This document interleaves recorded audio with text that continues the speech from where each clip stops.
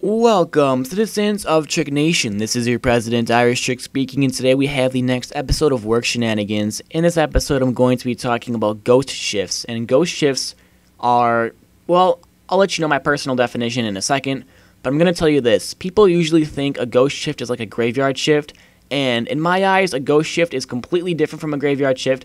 They have the similar, aspects of feeling alone, but that is not what a ghost shift is all about. Alright, so before I get into the commentary, I'm going to make two quick announcements. The first announcement is that the lost audio of IrishTricks is going to be a new series. I mean, I did that one video, but I got a lot of positive feedback from that, so I'm going to turn that into a series.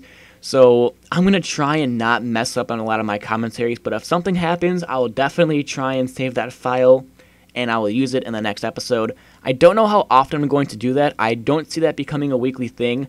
I'm just going to do that whenever I feel I have enough audio clips to fill up an entire video.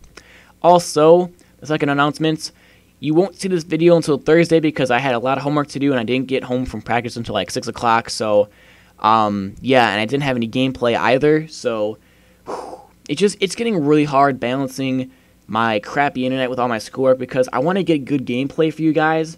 So in this video, I am using the Uzi Rapid Fire against hardened bots, and yeah, that's kind of what I'm trying to do to make this a little more entertaining, a little more challenging, but I can't do a lot of amazing things when I'm going against bots. So hopefully the bots in Black Ops 2 are actually more intelligent and provide somewhat more of a challenge. But anyways, let's jump into this commentary. So a ghost shift, my personal definition is when you're working at a normal time of day, but there are literally no customers to be found.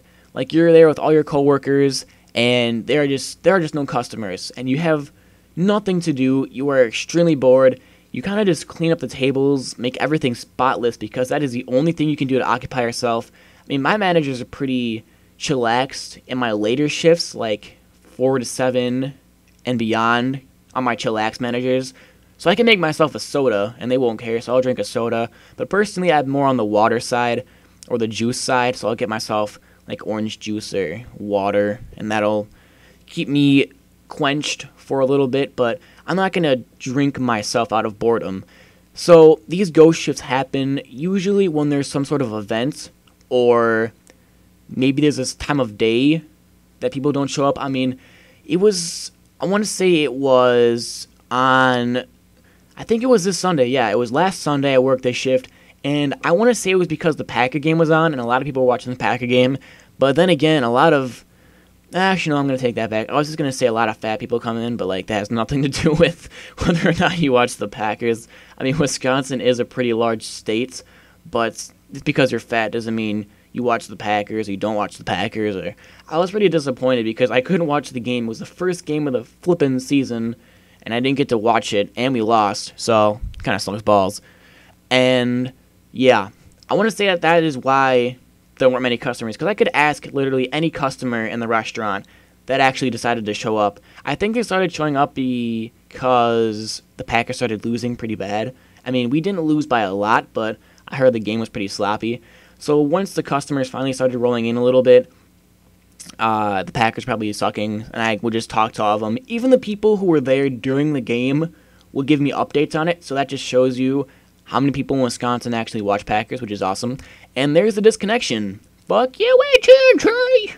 Anyways, last thing I want to say before I sign out is that I might be putting in my notice for my job because these random shifts they keep giving me are getting out of hand. I mean, they don't give me much warning. I keep telling them I cannot work the weekdays. I have sports, I have clubs, I'm in AP classes. I'm a busy student. I'm trying to finish off my junior year strong, and I'm probably going to do that my senior year as well because, I might not be applying to a college until my senior year. Like most people do with their junior year, but you are allowed to wait. It's just a little weird. I don't know a whole lot about applying to a college, so don't take my word on this. Don't quote me on it.